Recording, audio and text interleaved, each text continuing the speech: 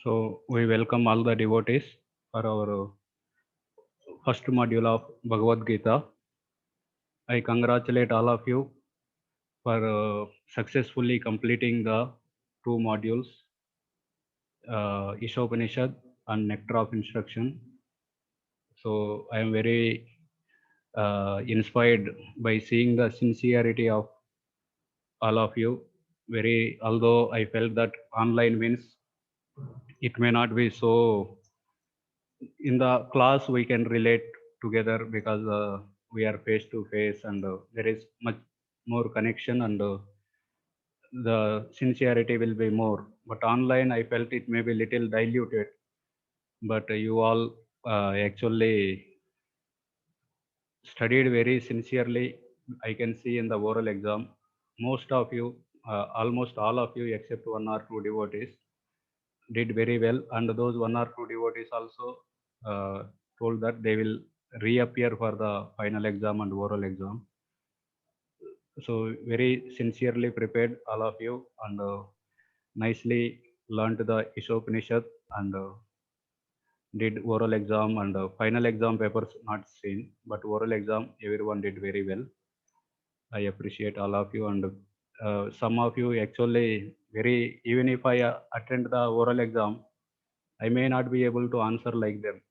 Uh, some 4 5 devotees very uh, extremely did very nicely, and those marks are given based on, for each question we allotted some marks and how much you got for each question. Then we took average, and I gave a different marking. Rasagopal Prabhu gave different marking. Then we took the average so that there will not be any partiality and all. So based on the systematic only that marks are awarded, so that there will not be any injustice for anyone. So we'll start today's Bhagavad Gita. Prabhuji, when will the results be out for this Ishopanishad? Yeah, you joined for Ishopanishad. There are devotees who are waiting for the NY result. Oh, Prabhuji. I am very very sorry because of the some of the devotees who committed for the paper correction. In between, they lifted their hands. So as early as possible, I myself only need to do mostly. So we'll be giving that. And one more doubt is posted here in the chat box. Hare Krishna Prabhu, I have a doubt. Can we consider Chaitanya Charitamrita and Nectar of Devotion as Shastras like Bhagavad Gita and Srimad Bhagavatam? Okay. Basically, if we see our Bhakti Shastri course, there is Ishopanishad and Nectar of Instruction, Bhagavad Gita, and Nectar of Devotion. These are the 4 books for Bhakti Shastri. In some of you might be also have faced the question in the oral exam, what is the difference between Shruti and Smruti? So generally Shruti contains the Vedas, Upanishads. Ishopanishad is part of Shruti. It is accepted by all the, not only the Vaishnavas, even the other sampradayas like Shankara Sampradaya, all the Vedic followers accept the Shruti as authority, but some of them don't accept the Smruti on the same level. But in the Vaishnava Sampradaya, Puranas, which are part of Smruti, they are also considered as good as Shruti only. They are like elder sister, and Shruti is like mother, and Smruti is like elder sister. Both repeat the same message. In fact, the elder sister will help us to understand in a more better way. If the mother may just tell pack your dabba and leaves, but the elder sister will come and assist how to pack the dabba and how much chapati to take, how much sabji to take. So both give the same instruction, but in a more relatable way Shruti gives. So they are treated on the same platform. So Srimad Bhagavatam is part of the Smruti. Even Bhagavad Gita is also part of Smruti because it is part of Mahabharata. Itihasas and Puranas are part of Smruti. So they are accepted by all the Vaishnava Sampradayas. If you see the Srimad Bhagavatam, it is accepted by Vallabhacharya, the Pushtimarg, he has written the Subodhini commentary, and also many other sampradayas, Sri Vaishnavas, everyone reads Srimad Bhagavatam and Bhagavad Gita. But when we come to the Chaitanya Charitamrita and the Nectar of Devotion, these are specifically meant for the Gaudiya Vaishnavas, the followers of Sri Chaitanya Mahaprabhu. So they, other sampradayas, other Vaishnava sampradayas also, they don't follow these books, Chaitanya Charitamrita and Nectar of Devotion.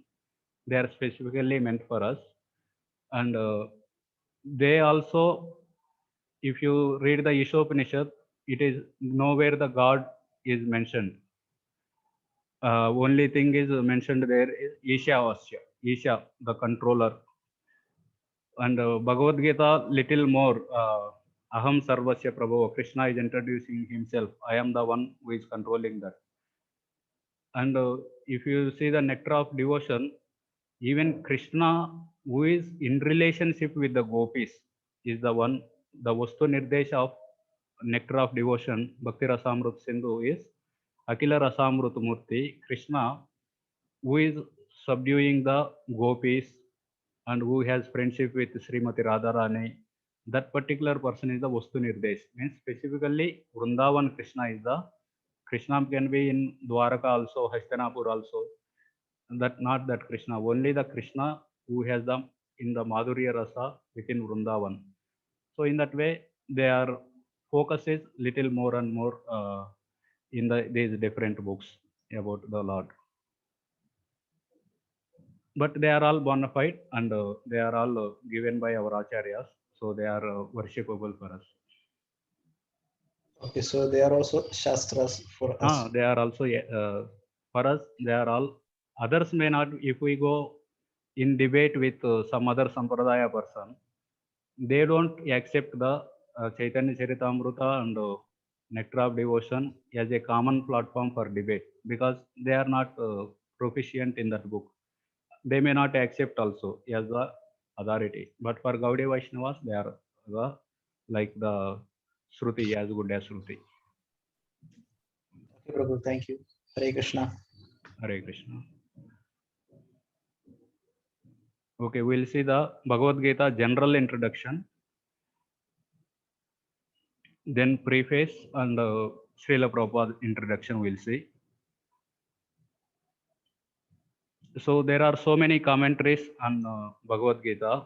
Ramanujacharya has given a commentary, Madhvacharya has a commentary, Shankaracharya also has. And within our Gaudiya Vaishnava Sampradaya, Bhaktivinoda Thakur has written two commentaries, Rasik Ranjan and Vidvat Ranjan. One is based on Rasa and another is based on the Tattva. Vidvat Ranjan is more for the scholarly type and Rasik Ranjan is more towards the for those who have that Rasa element. And Vishwanath Chakravarti Thakur has written a commentary, Sarartha Varshini. So all these commentaries, Vishwanath Chakravarti Thakur and Baladev Vidyabhushan commentary, this I will share in the drive with you. So you can also go through those commentaries. Baladev Vidyabhushan has written Gita Bhushan commentary. Both of the soft copies are available with us. So I will share the soft copies with you. These two. And Srila Prabhupada has written Bhagavad Gita as it is. So these are the various commentaries. Mostly we will be following these three commentaries, Prabhupada's and a little from the Vishwanath Chakravarti Thakur and Baladev Vidyabhushan. If we read the whole commentary, it will take long time. So we will not go into the so many details. We'll go majorly Srila Prabhupada's and wherever is little bit extra edition is there from these two commentaries. But in your free time, you are all encouraged to read these two commentaries also. That will give you more broader understanding of Bhagavad Gita. So purpose of Bhagavad Gita is Lord by enacting his pastimes delivered many jivas from the ignorance. So when the Lord was present, Krishna was present 5,000 years back on the earth. So he did so many leelas and many got attracted and he destroyed whoever got attracted to him, their ignorance is destroyed. But after Lord's disappearance, to deliver the future generations, he spoke Bhagavad Gita. Okay, whoever is present at that time, they got benefited. But what about the people who will appear in the future, like all of us? How they will get benefited? So, for our benefit, Lord left behind his instructions in the form of Bhagavad Gita. So, Bhagavad Gita is non-different from Krishna because it contains Krishna's instructions. So, we can take shelter of this Bhagavad Gita and we can perfect our life. For this purpose, Lord placed Arjuna in bewilderment. So, Arjuna is a pure devotee of the Lord. He doesn't have any doubts whether I should fight or not fight. He is very clear in the scriptures and he has all the knowledge. But for our benefit, Lord placed him in the bewilderment. So that he can teach all of us. For example, if a mother-in-law want to teach the daughter-in-law who is newly came to their home, she don't directly tell the daughter-in-law. She don't tell that why are you keeping the broom here? Broom should be kept in that place. If she tells, the daughter-in-law may feel hurt because that relationship is not yet established. So she tells the daughter, why are you keeping the broom here? I already told you it should be kept there. But actually who kept the broom is daughter-in-law.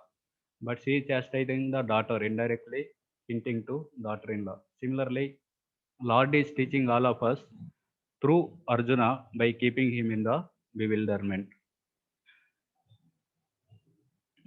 So these are the 5 subjects that are described in the Gita. Ishvara, Jiva, Prakriti, Kala, Karma. Ishvara means Supreme Lord, the all-powerful conscious being, and the Jiva, that is all of us, the minute conscious being, and Prakriti, that is material nature, the substance which is shelter of gunas. The Prakriti is made of the 3 gunas, Sattva, Raja, and Tamo guna. And Kala, that is time, which is divide of the gunas. And Karma, action, reaction, the force of destiny produced from the actions of men. So these are the 5 topics that are described in the Bhagavad Gita: Ishvara, Jiva, Prakriti, Kala, Karma. So out of these 5 topics, please identify which of these 5 subjects are eternal and which are not eternal. So there are 5 subjects, which is eternal and which is not eternal. Ishvara and 51 is Jiva. not eternal. Ishvara and Jiva is eternal. Prabhuji. Ishvara, Jiva, eternal. Prakriti, Kala, and Karma, not eternal. Okay. Abha Only- Pandit only- Mataji mentioned Ishvara, Jiva, first 2 are eternal, last 3 are not eternal. Last one, only karma is not eternal. Prabhuji. All the first 4 are eternal. Yes. Someone else Yes. is telling. Karma is not eternal. Rest of the 4 are eternal. Okay. Even that's what I also said, Prabhuji. That's Ishwar Prabhu, can you please explain why Prakriti is eternal? it is one of the potencies of the Lord. Okay. But we have seen in the Ishopanishad there are 2 kinds of pralayas at the end of Brahma's 1 day and at the end of Brahma's 100 years. So the material nature unmanifest. So how can Prabhuji, we you are say not it is clear. Your voice is very low. Hare Krishna. In the Ishopanishad, we had seen that there are 2 kinds of pralayas. One happens at the end of Brahma's day and another at the end of Brahma's 100 years. So when we see there, Prakriti is getting unmanifested, how can we say that Prakriti is eternal? That is my question to Ishwar Prabhu. Am I audible enough or should I? Yeah, you are audible, You Prabhuji. are audible, Clear. Prabhuji. Okay. Yes, Prabhuji.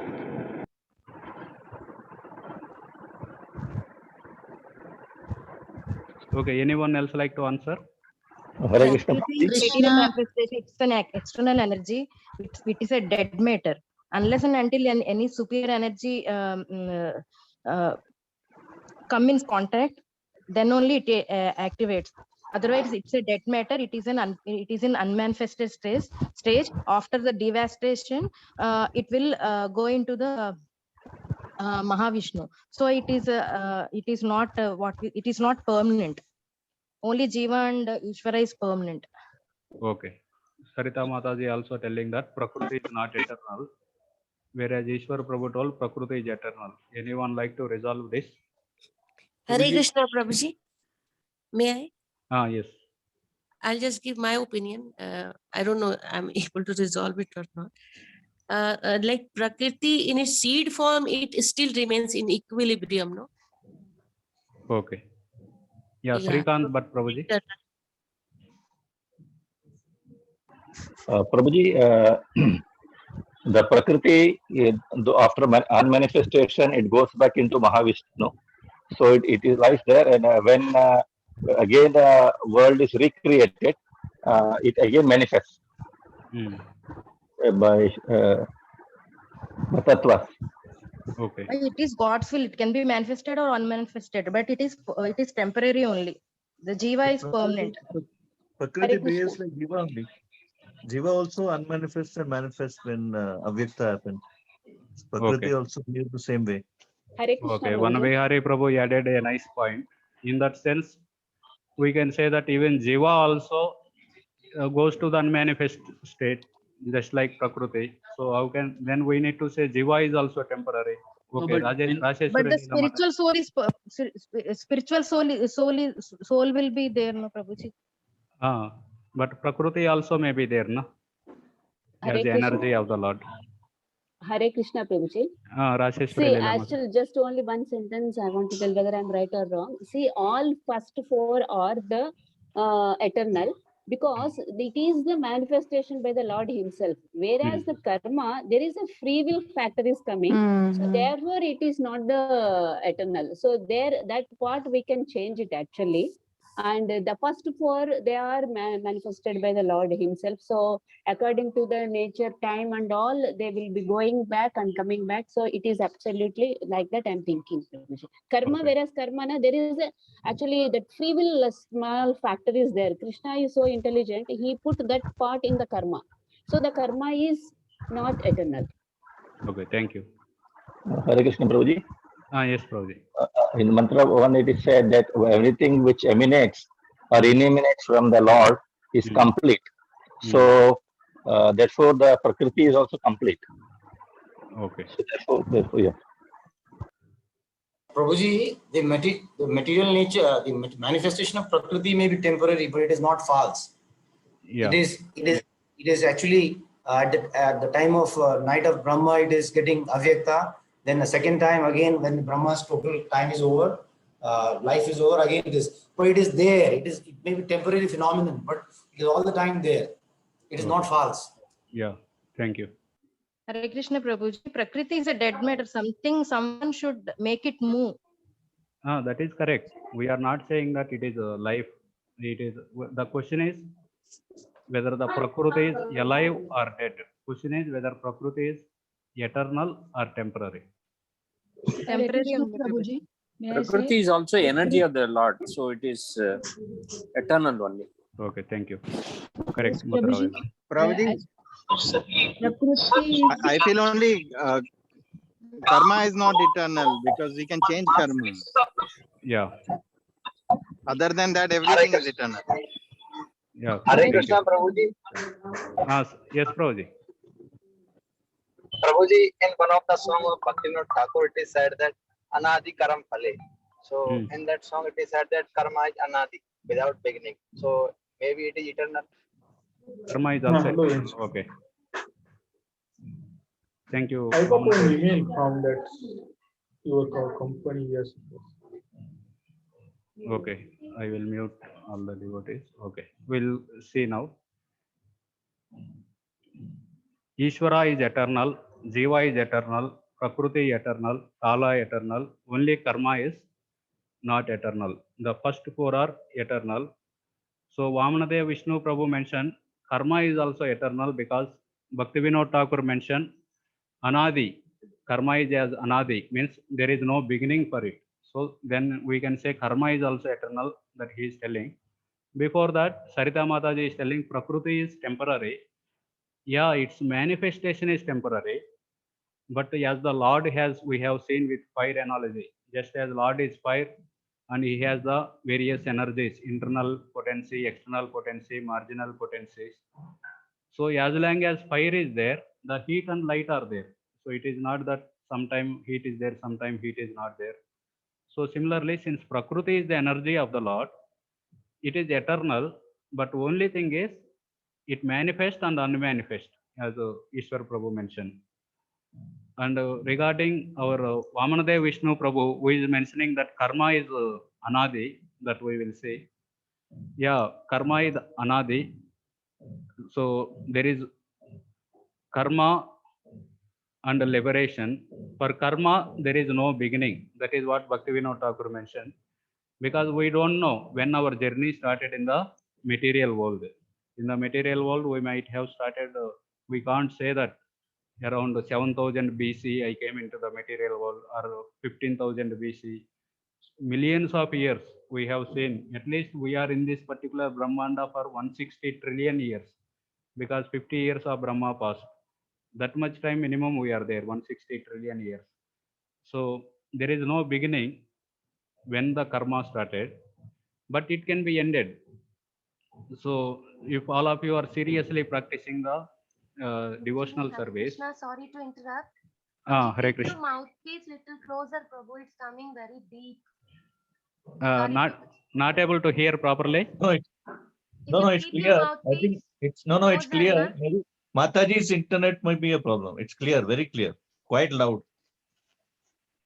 Yes, Prabhuji, No, for me also. just now it became little. In fact, her voice is coming low. The volume of her voice is very low. Mataji, you may log out and again sign in once. Okay, Prabhuji. So karma, there is no beginning, because anadi, from eternal time we are in the material world. We don't know when it has begun. But if you are seriously practicing bhakti, sadhana bhakti, in 2021, maybe if 2070 you are living one of any sincere sadhaka living body in 2070, and he practiced without offending the devotees, and took the bhajana kriya seriously, anartha nivrutti happened, and finally reached bhava prema, then karma is not there, karma is gone. So he will be going to the spiritual world. So in that sense, there is end to the karma. So we cannot say karma is eternal, because although there is no beginning, but it has an end. Similarly, liberation has a beginning. So till 2070, that sadhaka is in the bondage. But 2070, he is liberated now. And liberation has a beginning, but it don't have a end. Yadgatva na nivartante taddama paramamama. Whoever reaches that abode, they will not come back. So in that sense, karma has a beginning, no beginning, but it has end. Liberation has a beginning, but there is no end to the liberation. Once any person goes to the spiritual world, he will not come back. So in that sense, karma is not eternal, and the remaining four factors, they are all eternal. Ishvara, Jiva, Prakriti, Kala, they are eternal. So anyone has any comments on this? Otherwise, we'll move ahead. So that is what na Prabhuji, free will interference is there in the karma. Free will. Yes. Prabhuji, this slide is very crystal clear. It's very nice. Yeah, thank you. Hare Krishna, Prabhuji, this is Pankaj here. Yes, Prabhuji. One question I have, Prabhuji, regarding liberation, Prabhuji. So, if we all were there in the with Krishna, the spiritual world, and we came back here, isn't it? So liberation ended somewhere. Then again we can be liberated if you do sadhana bhakti. Okay. So liberation, I'm just trying to understand how it's eternal. Okay. If we are not going to come back from the spiritual world, first place why we came here? That is the question, now. Yes, we came because we had a desire to enjoy separately from Krishna. So we were already liberated. But because we got that desire, we again came to this material world in the bondage. So that liberation got over at some point of time. So that is almost eternal. Okay. Yeah. This is all the classic Jiva fall down issue questions that Ramangi Radhika Mataji asked in that Ishopanishad. Also the same question. So if this has a within the ISKCON circle, it has a multiple opinions. So whatever I heard, and at our level, I will tell the answer. At our why we came at all to the material world, and now if someone goes to the spiritual world, will they again come back? So for that, one thing it is mentioned is they may come back if they, because the free will is always there, because Krishna is not going to take away the free will, but they will not be forced to go out. For example, if someone goes to the Swargaloka, as soon as the pious credits are over, he is forced to go out from the Swargaloka. He can't stay there. But in the Brahman and in the spiritual world, the soul goes. Still, he has the free will, and but at the same time, there is no one who is forcing him to go. At the same time, since he has already once he has the experience in the material world, so it is mentioned that he will never try to, after experiencing that bhakti, he will never try to come to the material world. This is the one answer I heard, and there are multiple answers for this. There are people who say that living entity is never in the spiritual world. Eternally he is in the material world. First time he is going to the spiritual world. That kind of answers also there. So this is that we will discuss in Nectar of Devotion little more, the various series of Jiva fall down. Yeah. Yeah. I also heard that we don't go spiritual world, though we are in the Brahma Jyoti. Only those people who are in the Brahma Jyoti fall down, and the people who go to the Vaikuntha Lokas, they don't fall down. I don't know how far it is correct. Yeah. These are the various theories. That's why we don't want to enter that Jiva fall down theory concept. We just since our acharyas mentioned this, karma is there is no beginning and end, but liberation there is a beginning but there is no end. This is clearly mentioned by the acharyas. Why the jiva came, that is all not very clear, but still at our stage we need to understand. What we need more understand is what mosquito bit me to get malaria. That is not our question. Our question is first to get cure from the malaria. Prabhuji, Hare Krishna. I have a Yes. question. Yes. See, I might be wrong, but in my understanding, liberation means once you have reached the Supreme Godhead. But if one has reached the Supreme Godhead, matlab, why would he again come down? No. See, if he has done any pious activities, he will go to one of the planets in the Svarga Lokas. He won't reach the Supreme Godhead. But liberation means if he has reached and if there is eternal bliss, eternal knowledge, joy there, and Lord is there, why would Lord send him again back to any of the material planets? No. Yeah, he will not come. That's why we are written no end here. There is no end to liberation. Okay. Because Krishna himself is telling the same thing. If somebody came to my loga, they will not come again in this material world. Yes. He is standing in this material world and telling about his abode. The same question asked Srila Prabhupada. So one of lecture I heard Prabhupada is telling, don't think about more about that. Anyway, you can understand we are here. So we should make the right path to go back to Godhead. Yes. Prabhuji, we can conclude that it is inconceivable. It is beyond our knowledge and capacity. Yeah. Prabhuji, may I ask one question? Yes.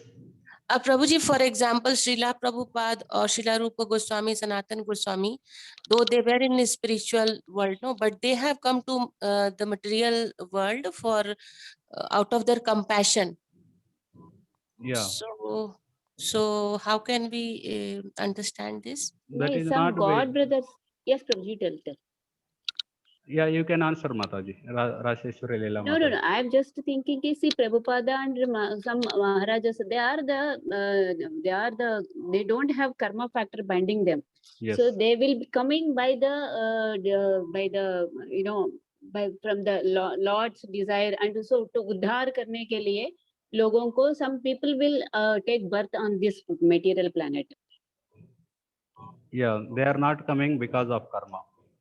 Because of karma, because see, they are for the particular reason they come and they do the duty. Abhi itna bada ISKCON ka sthapit hua tha, so it is not just simply possible, na Prabhuji. So they are like godly, they are like, they sent by the Lord himself, and so thoda bahut earth planet ko uddhar karke, then again some people will come and they will take us to some other path like that, some other progress like that. So Prabhuji, can we understand, like, then Lord take the responsibility that though those acharya come to this material world, but Lord take the responsibility that they again come back to the spiritual abode of Krishna. They don't get, they won't get diverted or contaminated by material energy in any case. Yes, yes. They never get, they don't get contaminated by that. They are coming for a specific purpose. After the purpose is done, they will go back. In the Ishopanishad, this is saying, no, Krishna is doing some arrangements to uplift the fallen souls. He will come as himself or acharyas or scriptures like that. Very good. Thank you for referring the our previous books. Please quote from whatever we already read. Thank you for quoting the Ishopanishad. Hare Krishna, Prabhuji. Hare Krishna. Yeah, I just wanted to add little to that question that why we came here. Like in one lecture I have heard by Radha Gopinath Prabhu, he was telling like you are in a well. Somebody have pushed you and now you are in the well and somebody is giving you hand, come out. So you will not say, I will not hold this hand. First, who pushed me? So the acharyas are giving you ways to come out from this well.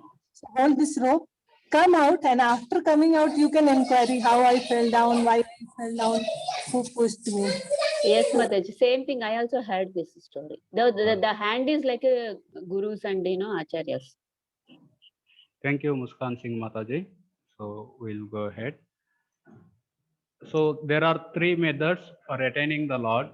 The Bhagavad Gita teaches three paths: Karma Yoga, which is also called as Niskama Karma Yoga, means doing the Varnashrama duties without expecting the result. So that is the Niskama. Kama means with a desire. Sakama Karma Yoga means they do the Varnashrama duties with a desire for the fruit. But the Niskama Karma Yoga means they do the Varnashrama duties but without any desire for expecting the result.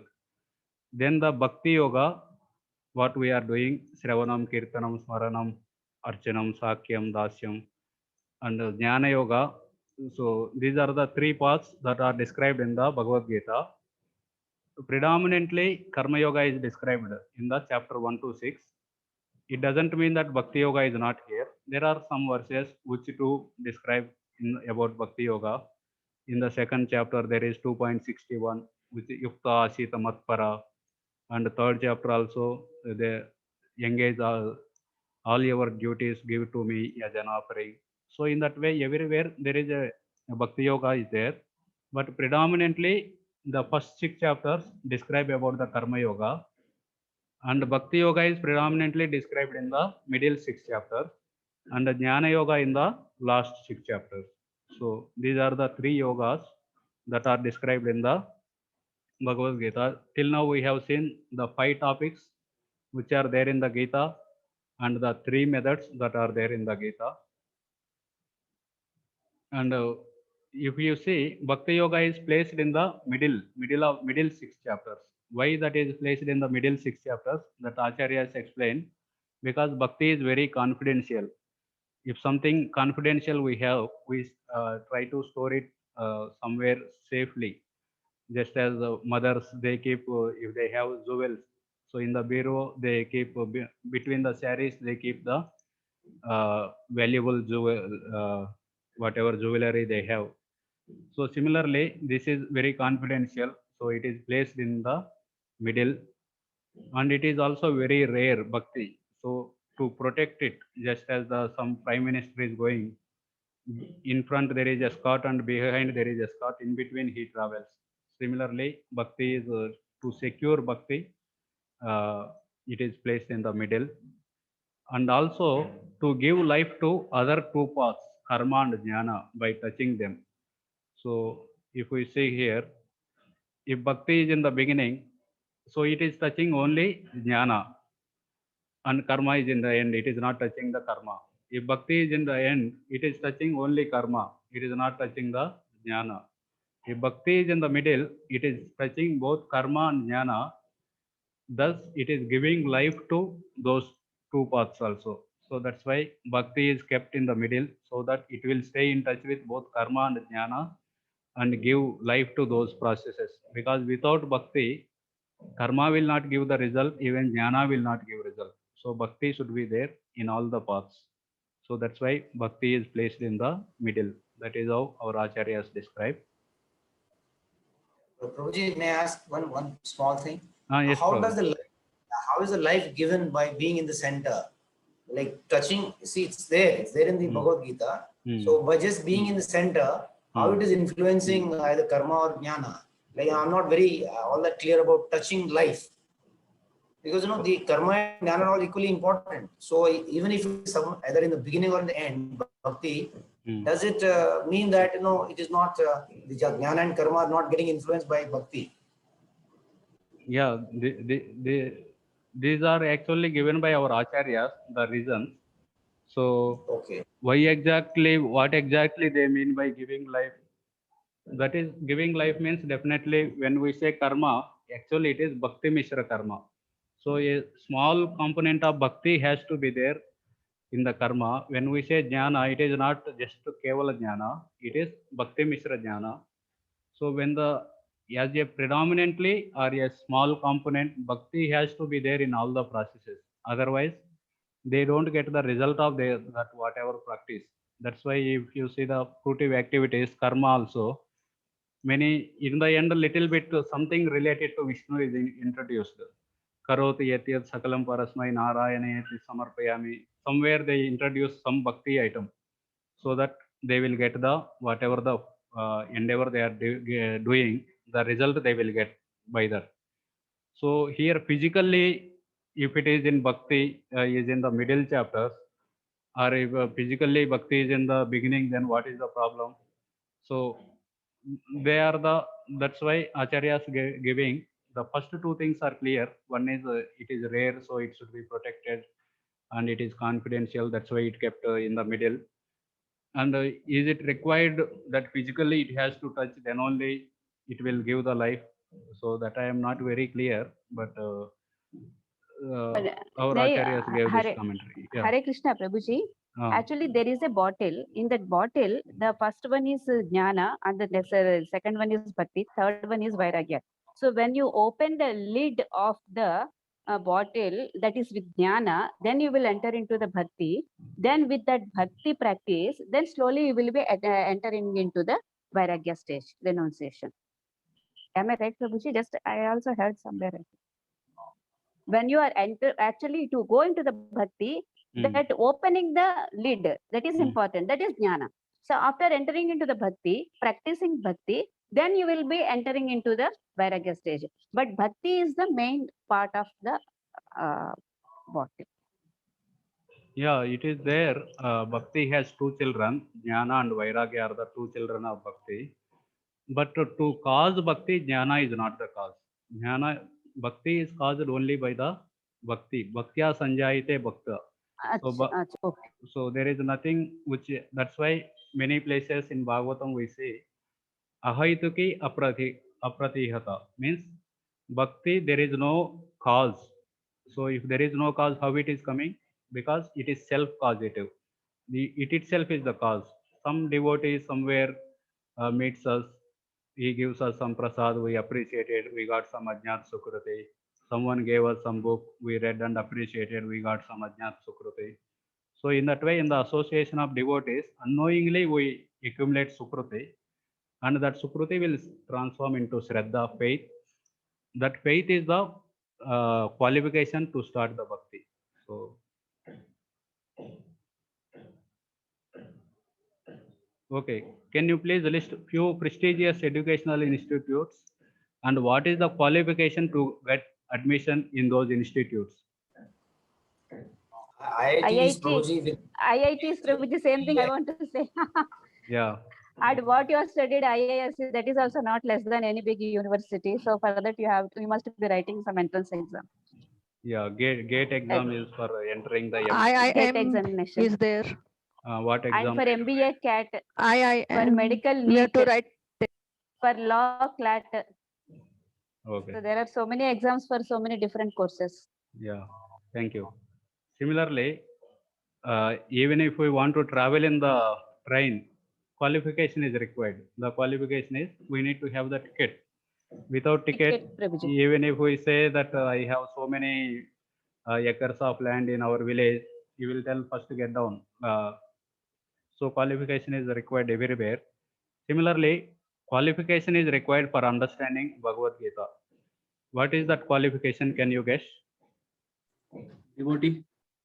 Very good. Guru Shishya Parampara.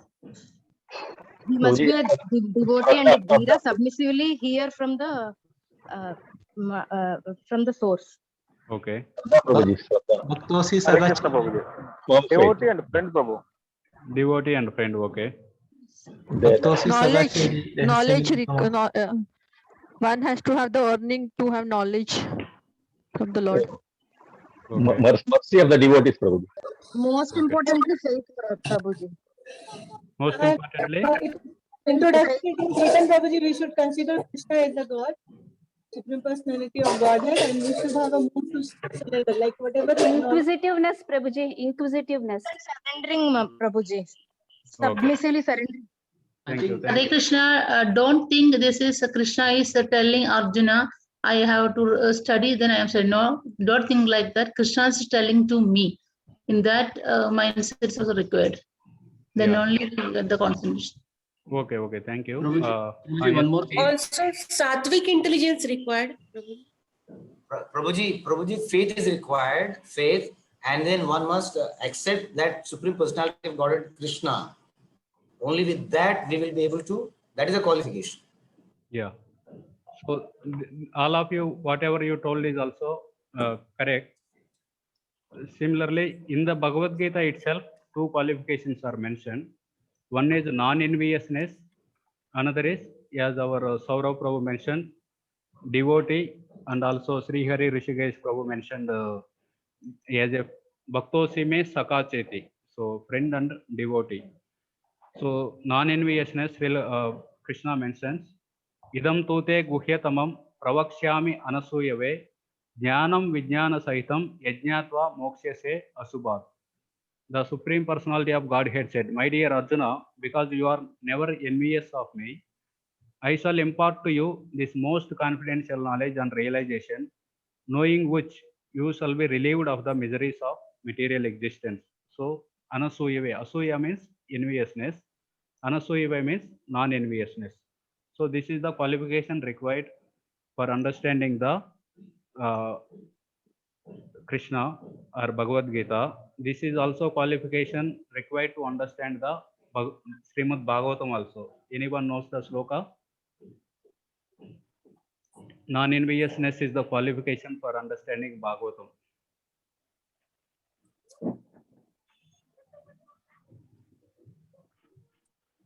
Okay, there is a sloka in the first canto of Bhagavatam, first chapter, second verse. Dharma prochita kaitavatra paramo nirmatsaranam satam. So this Bhagavatam is meant for the nirmatsaras. Matsara means envious, nirmatsaras. Only those who are non-envious, they can understand the Srimad Bhagavatam. Even Ramayan, when the Lavakusha comes to the Ram Darbar, when they started reciting the Ramayan, in the beginning only they mentioned only those who are non-envious, they can understand this Ramayan. So in this way, non-enviousness is repeatedly mentioned to understand the any of the scriptures. So this is one quality. Another quality is Bhaktosi me. So to become, one should be Sayevayam Maya Tedya Yoga Prokta Puratana Bhaktosi me Saka Cheti Rahasyam Heti Uttamam. That very ancient science of the relationship with the Supreme is today told by me to you, because you are my devotee as well as my friend, and can therefore understand the transcendental mystery of this science. This is the same thing even Muskan Singh Mataji is mentioning. One has to at least accept theoretically Krishna is the Supreme Lord. That is what Srila Prabhupada mentions in the introduction. So without becoming the devotee of the Lord and without becoming non-enviousness, the qualification to understand Bhagavad Gita will not be there. And remaining qualities like faithful, all of them also get included in this particular qualities. And regarding intelligence, I am not very sure whether intelligence is required, because we see the South Indian Brahmana who is actually not able to even read and write, but he is understood the spirit of Bhagavad Gita. Hare Krishna Prabhu. Hare Krishna. Can I ask one doubt? Now talking about Brahmanas, Okay. and probably itself Krishna is telling if somebody doing some devotional services and falling down, then Krishna will give another chance to do devotional services fully. So he will get a birth in a Sujinam Srimadam Gehe. So after getting in Brahmana life, still why they are not able to understand Bhagavad Gita, or they are not, most of them are not accepting Krishna as the Supreme. They are simply in Vedas, that only they are practicing, or not they are understanding the personal form of Krishna like that. Okay. Basically, even those who have taken birth in the Brahmana families, why they are not able to practice bhakti? That is the question, right? Yes, Prabhu. Okay. So we need to understand the principle. Definitely, a person's varna is defined based on so many factors. One of the factors is birth. So birth also has an importance, but at the same time, that is not the only factor. There are one's guna is required, karma is required. So based on so many things, a person, whether he is a Brahmana or not, is decided. So basically, when Krishna is telling, he will give association. So they may take birth in the devotees families. They may not be born in the birth-wise may not be Brahmana family, but they have the gunas and love towards Lord. So Krishna will give birth to such people in the families where they are favorable to practice bhakti. That is how I understand. Hare Krishna, Prabhuji. Hare Krishna. Prabhuji, I'm having some doubt, Prabhuji. We are chanting, we are doing the devotional service. We are having so many contaminations, like enviousness is there. There is no doubt. But how to eradicate it for to progress in the devotional service, Prabhuji? Only God will take care when we sincerely chant, or by our own endeavor it is needed, Prabhuji? Both are required. Our own endeavor also, we need to keep introspecting what kind of emotions I am getting, why I am getting these kind of emotions, why I am feeling envious at this time. Generally, the equals feel envious. It is not that a person who is giving class, he never becomes envious of who is good at kirtan. And one Mataji who is making garlands, she will never become envious of someone who is doing fund collection. So who is making garlands, she becomes envious of another Mataji who is maybe also doing the similar kind of services. So that kind of thing is there. So, but we need to understand that what is my goal? My goal is to get puja, labha, pratishtha, name and fame, because the other person is getting, that's why I am feeling envious. Or my goal is to please the Lord. So Lord is pleased because when his mission is expanded, So the other person is helping in expanding the mission. That is also my goal only. So if we align ourselves with the mission of the Lord, then even if someone succeeds, we don't feel envious because it is also our mission only. So theoretically, we need to convince ourselves like this. At the same time, finally, it is Lord only who killed all the 6 demons. For these 6 demons represent the 6 anarthas: Hiranyakashipu, Hiranyaksha, Ravana, Kumbhakarna, Shishupal, Dantavakra. So Dantavakra is the envious nature. I think Shishupal is the envious nature. So finally, Lord will, when we are sincerely praying to the Lord and understanding and try to show our sincerity, then Lord will also help us to come out of this. Thank you, Prabhuji. That means we can ask, we can pray for Lord to not to get contaminated like that. We can ask, no, Prabhuji, because that that is a bona fide enviousness, prayer. all the contaminations is there, no doubt. When we are sometimes without our acknowledgement, these are manifested. Then there will be no intelligence that I am having that feature. Then, Prabhuji. Yeah, this is a So bona that fide is prayer. what given in Ishopanishad 17-18 prayers. No? I think 17-18 are like that prayers. Yeah, very good. 17-18, please remove the obstacles on my path. remove the obstacles, and because you know the past, and so that I can be continue my devotional service, I can be on the right path. That is the 17-18 prayers. Very good, Mataji. Thank you for quoting the Ishopanishad. Hare Krishna, Prabhuji, can I say something over this? Yes.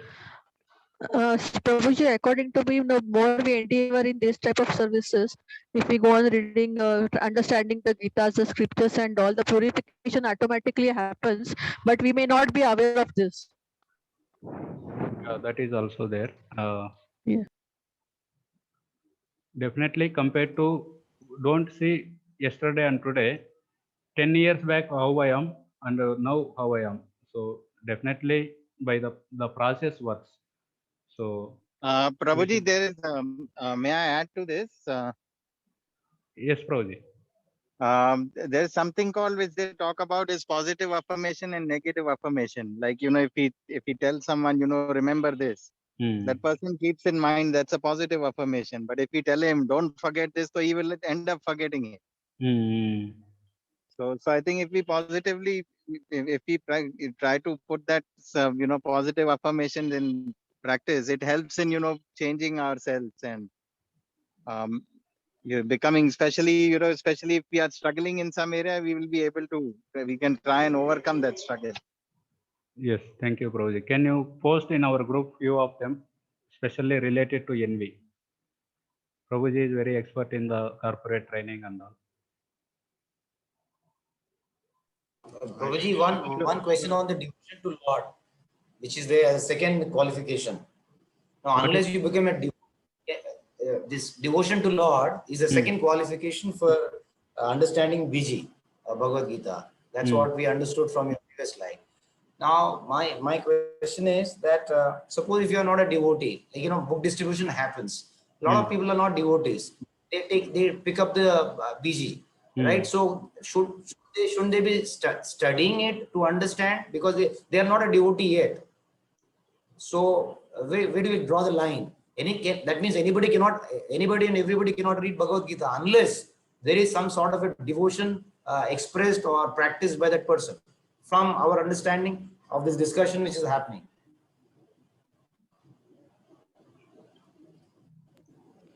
I am not able to get your question. The question is, Prabhuji, like, suppose I'm not a devotee at all, and during a book distribution, I pick up Bhagavad Gita as it is. Why you I'm not a pick up? devotee. Why you picked up? In the sense, somebody gave, it was given to me. So Okay. Many I don't picked take, up. but why you only took? Yes, there is attraction. Some Shraddha is there, no? Little bit Shraddha is there. No, Prabhuji, Prabhuji, like Hare Krishna, if I am Prabhuji, the can I person- say something? Prabhuji, as it is mentioned in the Sri Ishopanishad, we have learned that in the beginning, the devotee may seem to be, not very good, but he is on the right path, If he is on the right path, he should be considered as pure according to the Lord. Sudurachara, that is there in the Sudurachara, yeah. But he is actually practicing. Sometimes he's falling down from his devotional practice. Therefore, he should be considered as a pure devotee. That's what is being said in Sri Ishopanishad. But my query is, even if I have little, because I had little faith, I picked up the book. But is that a devotion, Prabhuji? Devotion which is mentioned here. You are my devotee. Lord is saying in 4.3, because you are my devotee as well as my friend and can therefore understand the transcendental mystery of the science, I am imparting it to you. So if it has to become a qualification for understanding, then the very lowest qualification is there, those who have a little bit of faith. When they pick up the book or when they come to the program, it's just see, sometimes I may not be willing. My friend may just drag me to a program because I have some sort of a faith in my friend. That's all. I may be an atheist. I may be an atheist. Yes, that small appreciation for your friend created that sukruti. To understand and when you go there and you appreciated prasad, that creates little more sukruti.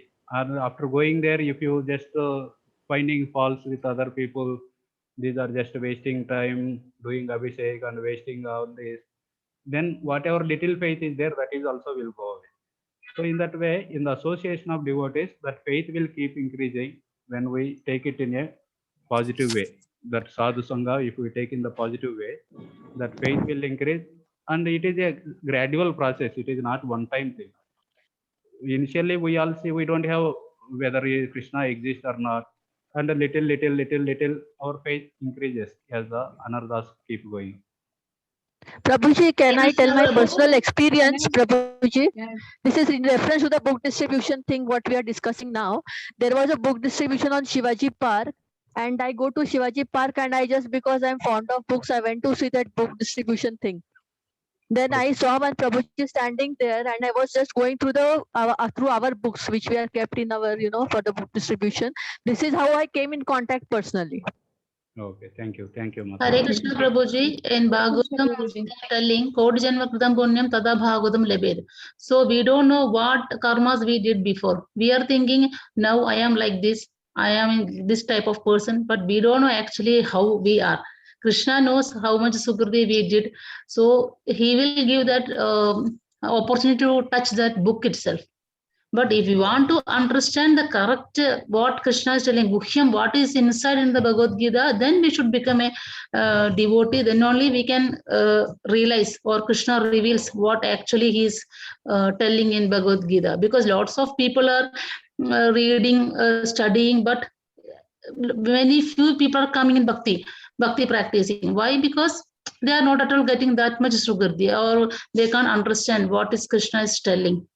Okay. So Krishna is deciding who can get that opportunity, and how much Sugardi we did, how we get that book in our hand. It's according to Krishna's thing only, I think. Yeah. Hare Krishna. Okay, Prabhuji. we'll follow the protocols again, the same protocols. Please don't speak unless you are invited. If you want to speak, please raise your hand. Yeah, Vrunda Kair Mataji. Hare Krishna Prabhuji,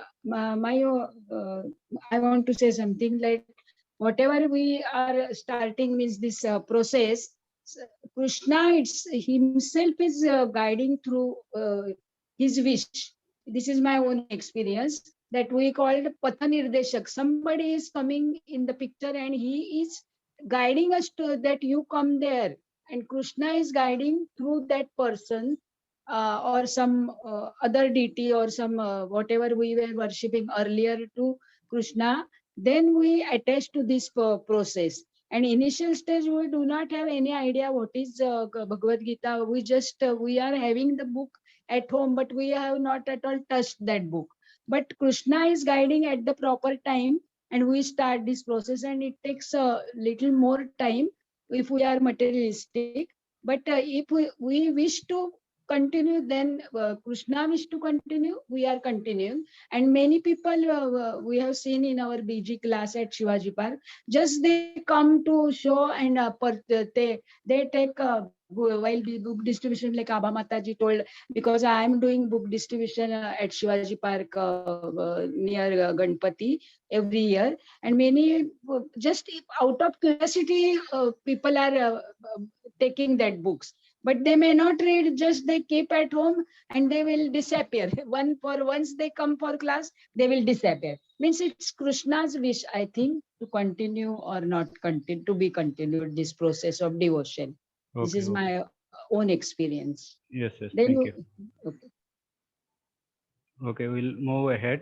Rajendra Prabhu, you have something different to say? Yes, Prabhu. I think what Prabhuji asked, regarding that, I would like to share my own experience. I think it should add something to it. In the Okay. sense, what happened was somebody was distributing this Bhagavad Gita, and I happened to purchase it just by looking at the picture, outer picture, and then I had something in the back of my mind. I purchased Bhagavad Gita, and it was there in my bookshelf for almost 5-6 years. I tried to read it, but I could not understand anything. But I remembered Prabhupada's picture and Tilak, the unique Tilak which is there on his forehead. So after around 6 or 7 years, I saw one ad in the newspaper of an public outreach program being held here in Goa. So I happened to attend it for last 15 minutes of the program. And from there, I joined the JOSD course, and then I started continuously attending weekly programs and all. And that's how I am attending now ISKCON programs for the last 7-8 years. Okay, but initial 6 years there was nothing. I did not even read. The Bhagavad Gita was lying in my bookshelf. That's all. Yeah. Okay. Thank you, Prabhu, for your. Hare Krishna. No, wait. We'll go ahead little bit. If there is question, we will take it at the end. We'll officially call for questions. Okay, Prabhu. So there is a Sankalpa Vakya. This is what we recite even after at the end of the every chapter while reciting the Bhagavad Gita.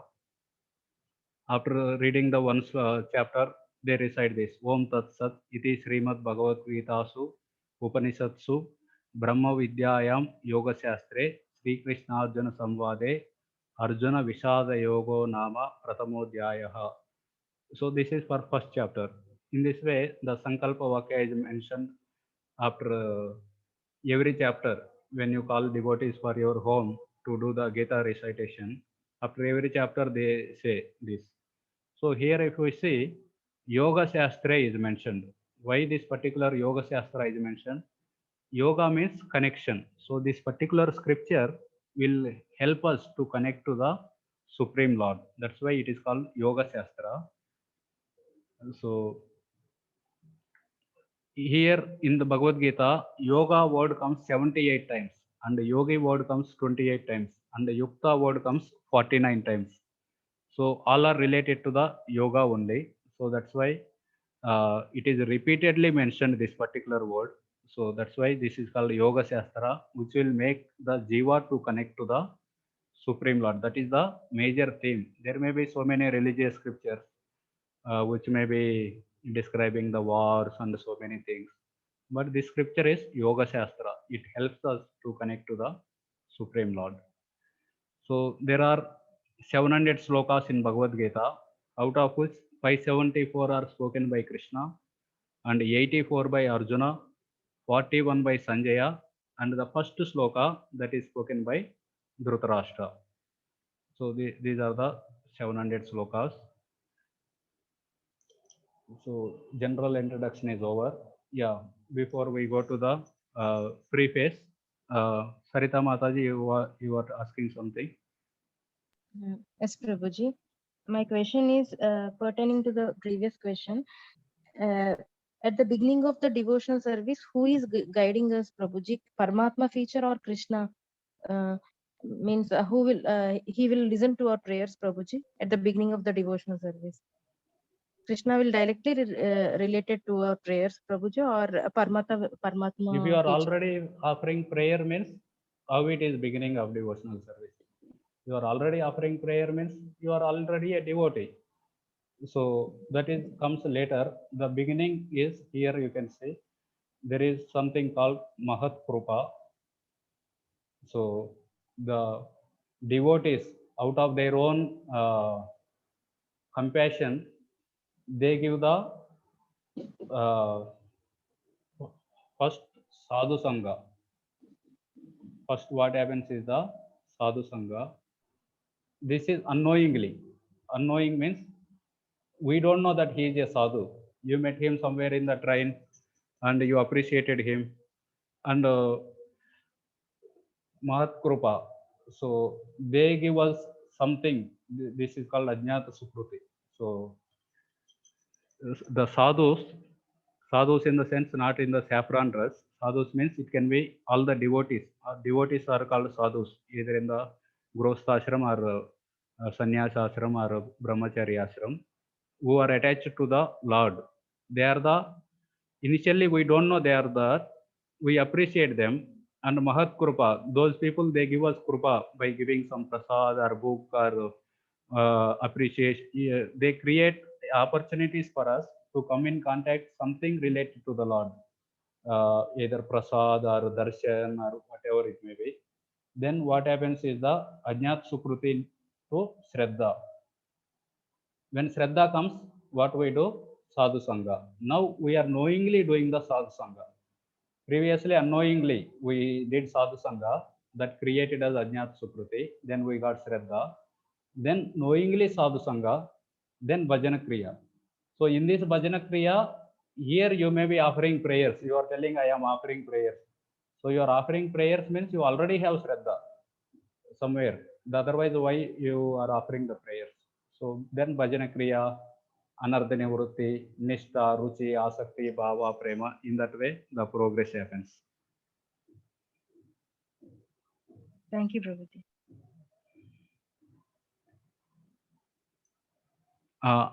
Abha Pandit Mataji. Hare Krishna Prabhuji, I want to ask, Bhagavad Gita said the Lord told Arjuna on the battlefield, but it is said that Bhagavad Gita already existed before this also. Correct. Any reference? No, I don't have any reference, but I have heard this in our lecture on the Shivaji Park that it was already spoken before, but I don't know when it was spoken and by whom. Yeah, I also don't know. Prabhuji, that in the Ramayana, the story of Bhagavan, that Vaivasvana, there Bhagavad Gita Krishna told by Krishna. Yeah. 4.2 it comes. Yeah, so actually Arjuna asked, what is this happening, everything karke. Then Krishna tell, Are Arjuna, you know me very well in the beginning, in the before also. So that way he reverse that in the Ramayana and that. So, very good. Thank you, Mataji. It comes in the 4.2. I already spoke to 4.1. 4.1, I think. Yeah. Vanabehari Prabhuji.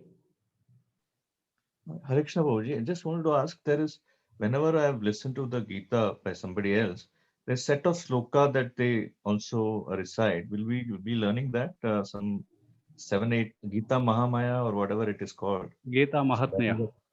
Mahatmya. That is also recited before Gita is recited. So just wanted to ask whether we'll be learning that also. It depends on, it is not part of our syllabus, but it is there in the introduction. The 7 slokas are there at the end of the introduction. We'll recite on the while we are doing the introduction, but we may not be doing every week. Every week we will do these 14 slokas, which we need to memorize. Okay, thank you so much. Yeah.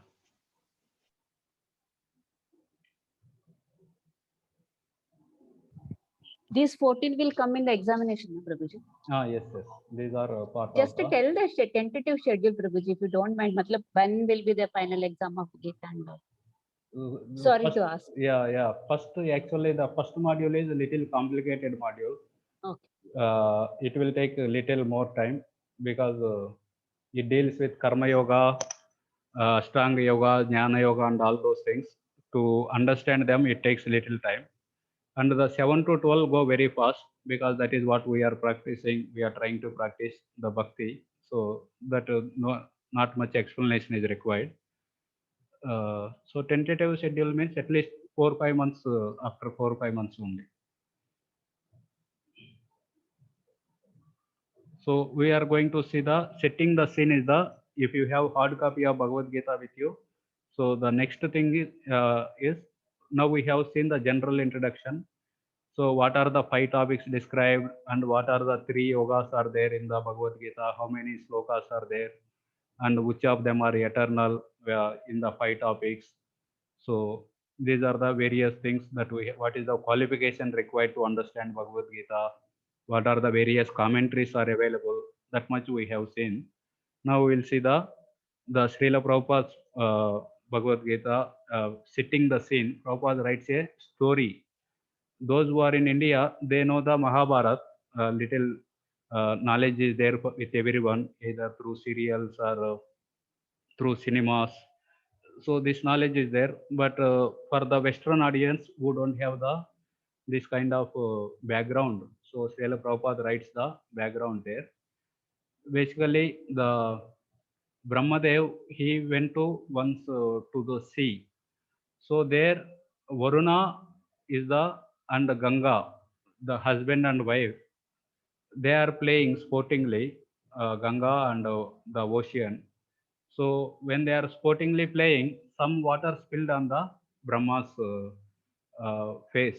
So Brahma became little upset and he cursed them to take birth on the earthly planet. So the Varuna appeared as Shantanu Maharaj, and Ganga Devi also there. She also there. She also need to marry one who has taken human form. That is Shantanu Maharaj. She want to marry because of that curse. So Shantanu Maharaj's father is Pratipa. So she went and sat when Pratipa was in the kingdom in his assembly. So Ganga directly went and sat on his right thigh. So generally right thigh is meant for the daughter or daughter-in-law. Wife sits on the left thigh. So Pratipa tells, since you have sat on my right thigh, you are like my daughter-in-law. You can marry my son, Shantanu. She tells, yes, I will marry him, provided he should never ask me who I am. He should never ask my identity. At the same time, whatever wrong thing I do, he should not prevent me and he should not question me why I am doing this wrong thing. So Pratipa went and informed Shantanu, and Shantanu agreed for these 3 conditions and he married her. So then she gave birth to 7 children, and as soon as the child takes birth, she takes that child and drown in the Ganges. So Shantanu Maharaj waited, and finally when the 8th child took birth, Shantanu Maharaj, he couldn't take it anymore. Then he asked, who are you? Why are you behaving in this way? Why are you killing your own children? And don't kill this particular children. He prevented her. Since he asked her identity and he prevented her from doing one activity, Ganga Devi told, now I will leave. So she took that particular child also. The background behind these 8 children is they are Ashtavasus. These Ashtavasus, when they were there in their planet, one of the Vasu name is Dyu. So this particular Vasu Dyu, he has a wife Varangi. So this wife, she told, can you please bring Nandini? Nandini is the cow of Vasishta. Please bring that Nandini cow. If I drink that cow's milk, then my youth will remain for a long time. So the Dyu, along with the remaining 7 Vasus, he went there. Forcibly, he brought Nandini to. Sorry, Prabhuji. Sorry to interrupt. Prabhuji, your voice had gone in between. So can you just tell from when the Shantanu had prevented her? Yeah, when Shantanu prevented her, she told, I will leave now because you broke the condition. I will leave you. And she took that 8th child, who is actually Bhishma. Devavrata, his name. So she went there. I am telling the background story of who are these 8 children. These 8 children are, one of them is these are Ashtavasus. Ashta means 8, 8 Vasus. These are demigodly people, demigods, devatas. So one of them is Dyu. His name is Dyu. Dyu. So this person's wife is Varangi. She told, please bring the Nandini cow from Vasishta's ashram. If I drink the milk of that particular cow, my youth will remain for a long time. So he could have begged Vasishta to give that cow, but he forcibly brought that Nandini cow to his place. So when Vasishta came back, he understood what has happened, and he understood that these 8 people, they have actually forcibly taken Nandini. So he cursed all of them to take birth in the earthly planet. So the 7 people, they went and begged, we just assisted our brother, we don't have much to do. So he told, okay, still you need to take birth, and immediately as soon as you take birth, you stay for 1 or 2 days and you will come back again to your planet. But the major culprit is your brother Dyu. So he need to stay for long time. He need to live there for the all of your life duration. Also, he need to live in the earthly planet. So they agreed. That's why the 7 Vasus, as soon as Ganga, they took birth from Ganga, immediately they are drawn in and they went back to their planet. So the last one is Bhishma, who is the Dyu, that Dyu taken birth as the Devavrata, who will later become Bhishma. So this he need to stay for long time. He need to stay for all those 8 people duration of life also. So that's why when Shantanu prevented Ganga Devi, so she took that particular Vasu, who is now Devavrata, along with her, and she gave it to Brohaspati. So Brohaspati Gurukul he joined, and he studied there for 50 years. Later he went and joined Parasuram. With Parasuram he studied for another 50 years. Then another 25 years he learnt all the weaponry. Then one day he was playing in the Ganga. He actually stopped the Ganges flow through arrows. Using arrows he constructed a dam, and the water flow is stopped. Shantanu was going on the bank of Ganges. He saw this miracle, and he was wondering, who is this boy? He constructed a dam using the arrows. So then Ganga appeared there and told that he is actually your own son, Devavrata. So Shantanu took him back. After some time, again he went back.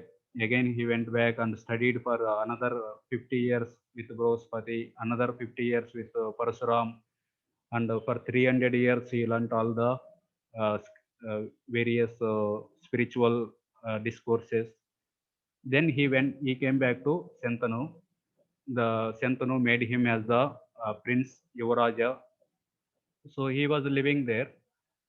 During this time, Shantanu also had found 2 children, Krupa and Krupi, near Ganges. So he started raising them also. At the same time, Drona also took birth. Drona is also taken birth from Bharadwaj Rishi. So they are all parallelly growing. So Shantanu Maharaj, he got attracted to one fisherman's daughter, Satyavati, who is actually daughter of Vasu, Uparicharita Vasu, but raised by fishermen. So when Shantanu got attracted, the father of that fisherman, he mentioned that my daughter's children, they should become the next king. So, but already Devavrata is there, Shantanu's elder son.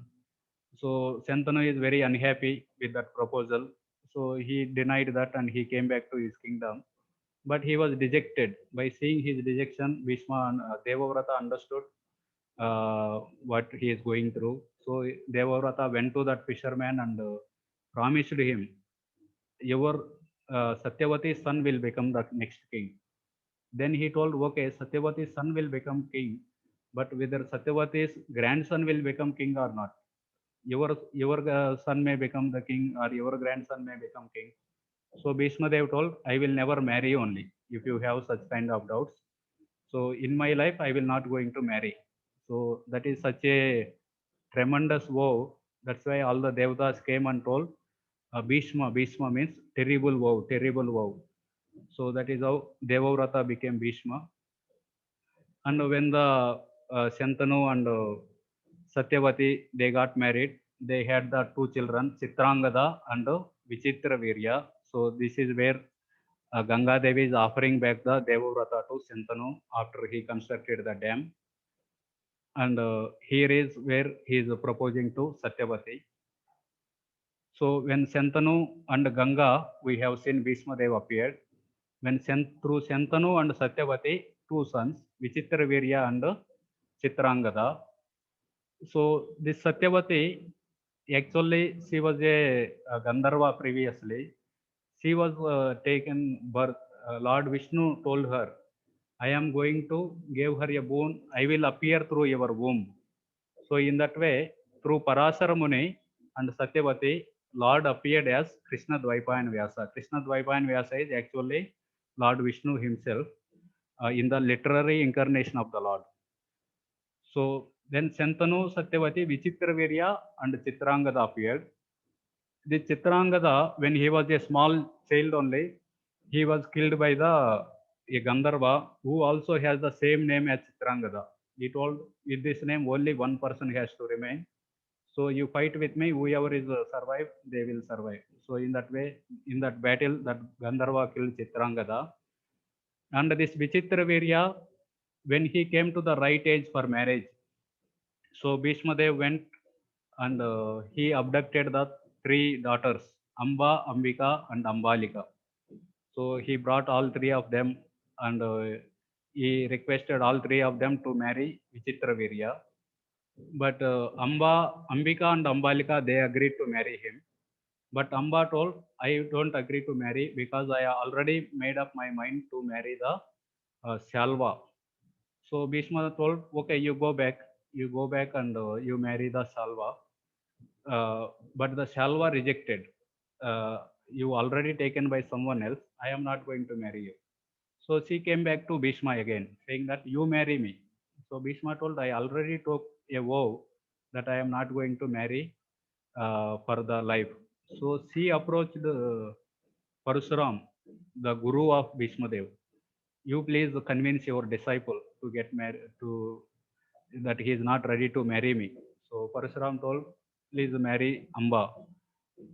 Bhishma Dev told, I am not going to marry because I have already taken a vow. Then they had a big battle. So just to keep the fame of Bhishma Dev, Parasuram acted like he got defeated. So since he got defeated, then Amba went and she did severe austerities. And Lord Shiva told, you will take birth again in the next life as a from Drupada. So you will become the cause of Bhishma. So he also gave her a garland. Whoever accept this garland, they will become the cause of this.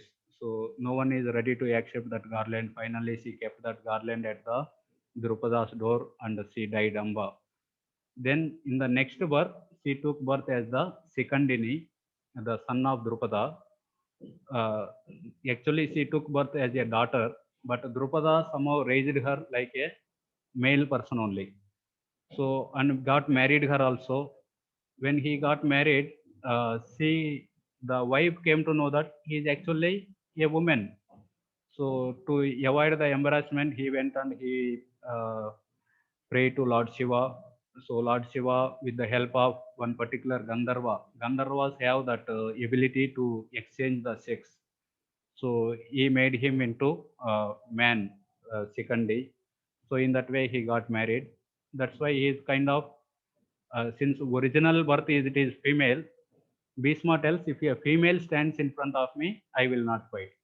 So Bhishma always know that this person is Amba only, female only.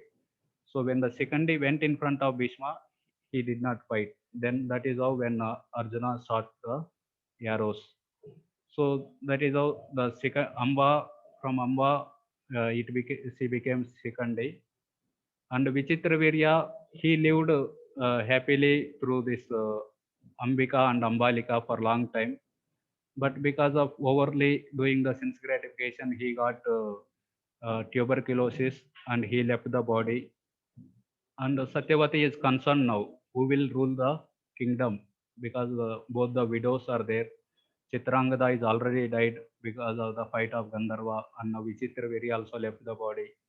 So she invited her son Vyasadev, please impregnate through your brother's wives, so that someone will be there to rule the kingdom. So Vyasadev agreed, because it is not allowed in the Kali Yuga. In the previous ages, their consciousness is so pure. So their only focus is the procreation of the children, so that the kingdom will go on. For the welfare of the people, they did, but not with any kind of enjoyment mentality. So that's why in the previous ages, this Ashwamedha, Gomedha, giving birth through wife's brother's wife, taking sannyas, like that 4 or 5 items are there which are allowed, but they are not allowed in the Kali Yuga. They are nishedh in Kali Yuga. So Vyasadev, he approached Ambika. So by seeing the ghastly form of Vyasadev, she closed the eyes. That's why her son took birth blind. Dhritarashtra was taken birth. And then Vyasadev approached Ambalika. By seeing again the ghastly form of Vyasadev, she became pale. That's why a pale boy is taken birth, that is Pandu. So by seeing these two, Satyavati is not very happy. She wants to give birth to someone who is very healthy boy. So she told Vyasadev, again please approach Ambika. So Ambika was already fearful. So she sent a maid servant. That particular maid servant very happily served Vyasadev. So that's why she gave birth to intelligent Vidura. This Vidura was actually previously Yamaraj. So there was a Muni, Mandavya Muni. This Mandavya Muni, one day he was doing meditation he want to become like Vasishta. So he is doing austerities. In his ashram, so many thieves came and they kept some jewelry there. The king misunderstood that he is also a thief.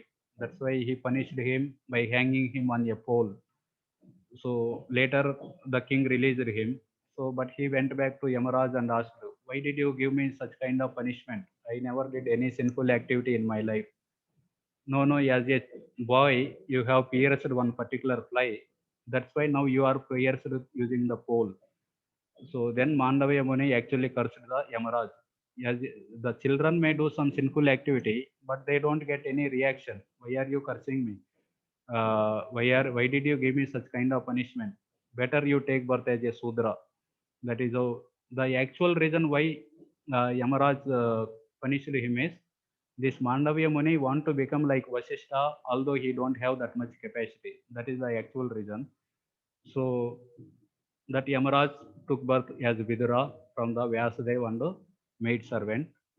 So Bhishma Dev, he made Pandu as the king, because Dhritarashtra is blind. So Dhritarashtra is married to Gandhari. Gandhari is the daughter of the Gandhara kingdom, that is like Kandahar now, Afghanistan. So since she saw that her husband don't have the eyes, she also blindfolded her eyes. Then Pandu became the king, and Pandu married the Kunti. Kunti is actually daughter of Surasena. Surasena Maharaj daughter is Vasudev and also Kunti. So Kunti is Vasudev's sister. This Kunti is given to her previous name is Pruta. She is given as a adopted daughter to Kunti Bhoja. That's why her name became Kunti. Then he married Pandu, married Kunti also, and Pandu married Madri. So Pandu ruled the kingdom for some time. After ruling the kingdom for some time, he went to Badrikashram. At Badrikashram, Pandu actually he shot one deer. The sage, two sages are one sage and his wife are mating by taking the form of a deer. So with unknowingly, Pandu actually killed them. So because of that reason, they also cursed the Pandu. Whenever you mate, you will also be killed when you meet your wife. So by hearing this devastating curse, Pandu went to the Shatasrunga mountains along with Kunti and Madri, and he told, I am not going to return to Hastinapur. Now whatever the time left, I will stay here only, and I will serve, I will do austerities, tapasya here in the Shatasrunga mountains. So, but the Kunti, when she was with her father Kunti was, when she was 13 years old, Durvasa Muni came to their palace. So Kunti served the Durvasa Muni very nicely, and Durvasa was very pleased. And he gave her a mantra. Whomever demigod you want to approach, if you recite this particular mantra, they can come to you. So one day Pandu was very lamenting, I don't have children. Then Kunti told that I have this particular mantra. Actually, Kunti already previously, out of curiosity whether this mantra will work or not, she called Sun God. So Sun God came and she got attracted, and they gave birth to the Karna, who is actually combination of two Rakshasas. Two Rakshasas came in the form of the Karna. So fearing the public, she kept him in the, left him in one small Upanadi of Ganga. So in that Upanadi, when she met the Ganga river, so one person, Adhirada, and his wife is Radha. So both of them took this particular child and they raised him. That's why Karna is also called Radheya. So that is the first son of Kunti. Then Kunti told to Pandu Maharaj, I have this kind of boon. So then Pandu Maharaj told, yes, we need to have the progeny to continue our kingdom. So please invite us, some of the devatas. So she invited Dharmaraj. So through Dharma personified, she gave birth to Yudhishthira. Then she invited, on the request of Pandu, she invited Vayudev. Through that, Bhima was taken birth. And then on the request of Pandu, she invited Indra. Through that, Arjuna was taken birth. Then Pandu told, you invite one more Devata, but Kunti told it is not proper for a Kshatriya woman. So then she told, okay, give it that mantra to Madri. So Kunti told, you can use it only one time. So Madri, with by thinking one time only, so she invited the Ashwini Kumaras. Through Ashwini Kumaras, Nakula, Sahadeva were taken birth. So in that way, when they are living in the Shatasrunga mountains, here Dhritarashtra and Gandhari, they gave birth to Kali personified Duryodhana. As soon as he has taken birth, he started braying like a donkey. So outside the palace, many donkeys responded to him by braying back. And Vidura told, he is actually Kali personified. He is going to destroy your whole dynasty. Please throw him out. But Dhritarashtra, out of his attachment, he did not throw. And one daughter is also taken birth, Dushyala. So they are growing in that way. Pandavas are growing in the Shatasrunga mountains, and the Kauravas, they are there in the Hastinapur. When Arjuna's 14th birthday was there, on that day, Pandu and Madri went. So here Kunti is serving the sages because of Arjuna's 14th birthday. Driven by the destiny, Pandu gets attracted to Madri, and he gives birth, he leaves the body. So Madri tells, I will also go along with my husband. So the sages agree because she invited the Ashwini Kumaras who are inferior to Pandu. That is actually offense. So then they told Kunti, you don't go along with Pandu. Someone should be there to take care of the children. So all the sages along with Kunti and the 5 Pandavas, they come back to Hastinapur. By seeing this Pandavas, Bhishma Dev and Dhritarashtra, they remain silent. Whereas the sages come and tell, these are actually the sons of Pandu. So on the request of Pandu, they have taken birth. And Pandu left body just 17 days back. But they don't, everyone accepts, but Duryodhana don't accept. Duryodhana tells, actually Pandu died long back. So why are you telling that these are not sons of Pandu? after Pandu left, Kunti invited the demigods and she gave birth. So we can't consider them as Pandu children. So, but the sages try to convince him. Finally, when he's not listening, Vayudev, through Akashavani, he tells, actually these are sons of Pandu. So then Duryodhana has to accept them. And they came back. Now till then Duryodhana is kind of next king. That is what assumed. But with the entry of the Pandavas, especially Yudhishthira is being elder and they are obedient and submissive, then there appeared a enmity between the Kauravas and Pandavas. So then they tried various ways to kill the Bhima once by feeding him poisonous cake and throwing him in the Ganges. So Bhima went to Nagaloka and there he drank 8 bowls of sweet rice given by the deity there, and he slept for 8 days. And when he came back, he was very strong. And they tried to kill them using this in that particular house of lac. So they escaped that. Yeah. In that way, many ways they tried, and finally they planned this gambling match. So with the help of Shekuni, they captured their kingdom. They insulted the Draupadi. Finally, they were sent to this particular 12 years of Vanavas and 1 year Ajnatavas. When they returned back, Duryodhana and Karna, they started telling that you came in advance. You have not yet completed your whole duration. So that's why you need to go back again and again 13 years you need to do. But they have shown this is the date we went and this is the date we came. But they are not agreeing. The Karna told, if you only want the kingdom, Duryodhana can give the kingdom. Only thing is you touch the feet of Duryodhana, he will give the kingdom. So they are Kshatriyas, so they did not accept that. Finally, Krishna tried and everyone tried to convince Duryodhana, but he is not yet ready to listen. Then the war became inevitable. So now they are on the battlefield. Kauravas are on one side, they gathered 11 Akshohinis.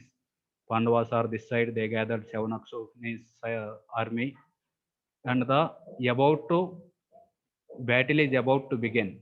So what happens, this is the scene, this is the setting the scene for Bhagavad Gita. What exactly happened, that will be come in the first chapter. So through you, what will happen that we will learn from the consequent weeks? Through you, we will be analyzing and we will be studying. Yes. So, yeah, Ishwar Prabhuji. This wonderful story that you have just shared, is there in the introduction, or where is it in the Bhagavad Gita? Is there or some other place? This is Mahabharata. Mahabharata. Okay. Yes. And one question I had before you told the story regarding the Sankalpa. That Sankalpa Vakya, which you have quoted in that slide, where is it? Why it is not there at the end of every chapter in the Bhagavad Gita, Prabhuji? Okay, why it is not there, I don't know. Prabhupada, generally it is written, thus concludes the Bhakti Vedanta purport, like that it is written. So generally during Gita recitation, the devotees recite this Sankalpa Vakya. Okay, thank you. Okay, 2-3 minutes are remaining. We will just go through the preface. So the purpose of presenting Bhagavad Gita as it is, Srila Prabhupada mentions. So original verse, English transliteration, word to word meaning, translation, purport, these are all there in the Bhagavad Gita if you see. That makes it authentic, scholarly, and meaning is self-evident. So if we just go through the word to word meaning, we no need to read the translation also. By that we can compose what is the translation. And also, even after reading translation, some things may not be clear. There, Bhaktivedanta purpose comes to help us. So in that way, Srila Prabhupada, in an authentic, scholarly way, where the meaning will be self-evident, in that way, Prabhupada gave this Bhagavad Gita as it is. And purpose of this presentation is to establish Krishna consciousness movement more soundly and progressively. So Srila Prabhupada mentioned Krishna conscious movement is authorized since it is based on Bhagavad Gita. So it is not something speculated movement. Yeah, we based on Pratyaksha Praman or Anuman Praman. It is a Shabda Praman. This movement is based on Shabda Praman Bhagavad Gita. That's why it is authorized. That's why it is becoming famous in the Western countries. Most of the young generation are taking, and many of the older generation, they are also appreciating, they are giving donations to us. And Prabhupada mentions, actually the credit goes to my spiritual master, Bhakti Siddhanta Saraswati Thakur. So whatever little is there, I presented without adulteration. That is the only my credit. And Prabhupada writes about unauthorized commentaries. Presented Bhagavad Gita without adulteration. Prabhupada tells, my only credit is I presented without adulteration. But whereas the other editions, the speaker or the author, they introduced their own ambitions to fulfill. They commented they gave purpose in a way their ambitions will be fulfilled. But our mission is to present the mission of the Lord. Whatever is Krishna's intention, we want to present it. That's why it is as it is. Whereas unauthorized commentators, they say Krishna and his inner spirit are different. So one particular commentator, he mentions, don't surrender to Krishna, but surrender to the unborn who is within the Krishna. So that is how unauthorized commentators are there. So Prabhupada mentions there is no difference between Krishna, his Nama, Rupa, Guna and Leela. So when we are morning time chanting holy name, we are actually in association with Krishna because name is non-different from Krishna. And Lord Chaitanya Mahaprabhu warned about reading Mayavada Bhashya. And fourth paragraph, Srila Prabhupada mentions, Krishna descends once in a day of Brahma. We are presenting Bhagavad Gita to fulfill the will of Krishna. So to interpret Bhagavad Gita without any reference to the will of Krishna is an offense.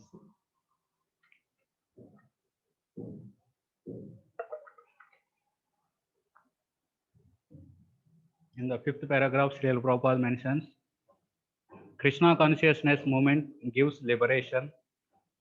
It offers highest perfection of life, whereas mundane wranglers push forward their own demoniac propensities.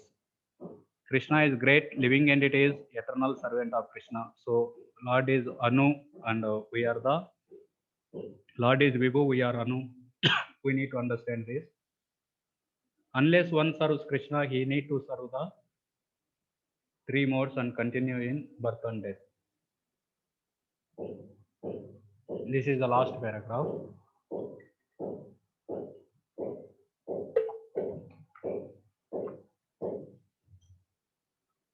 So Prabhupada mentions, satisfying the senses of the Lord is the highest perfection. So in this world, people are bewildered by Maya and think material comforts bring happiness. But actually the happiness comes when the living entity is naturally situated.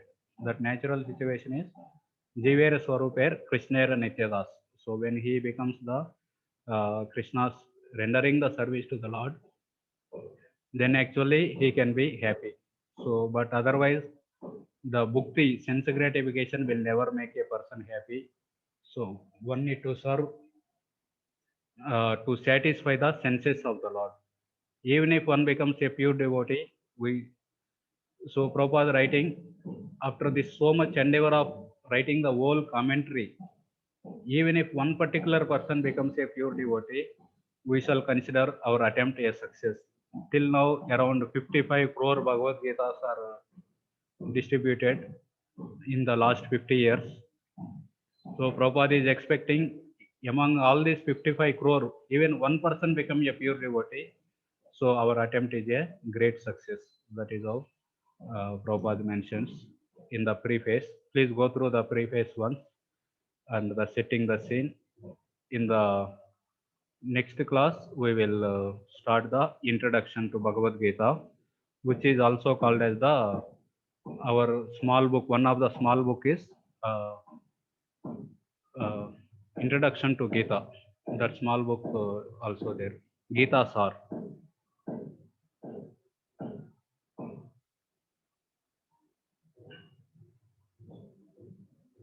We'll stop here, and in the next Sunday we will meet and we'll start the introduction.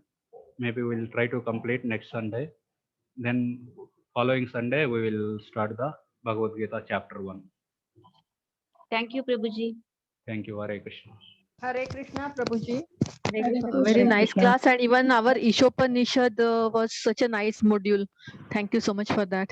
Thank you. Hare Krishna. Thank you very much, Thank you. Prabhuji. Thank you so much, Prabhu. Thank you so much. You've taken us the full recap of a full Mahabharata in 20 minutes. Krishna told 45 minutes, but you took half an hour to entire, that very nice of you, Prabhuji. Even Non-stop. though we are very elders, but still we like to hear the stories, that I don't know. That is the greatness of Vyasadeva, such a ever-refreshing story. How many times you read? How much ever we read, many more So information. powerful, so powerful story. Everything is systematically arranged, and the flashbacks and their previous life story.